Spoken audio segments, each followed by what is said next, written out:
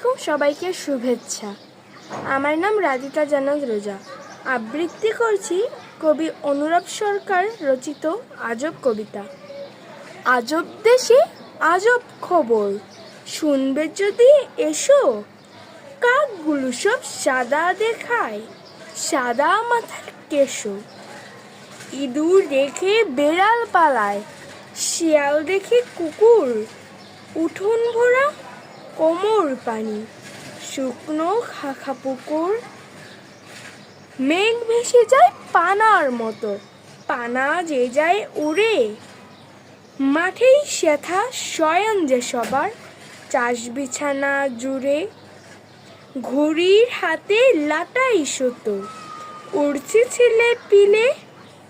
পুটি যদি বোয়ালকে পায়, অমনি পেলে গিলে। আজব দেশের আজব কথা, শুনতে হলে এসো। একেবারে স্বপ্নে দেখা, বানানো নয় রেশো। ধন্যবাদ সবাইকে।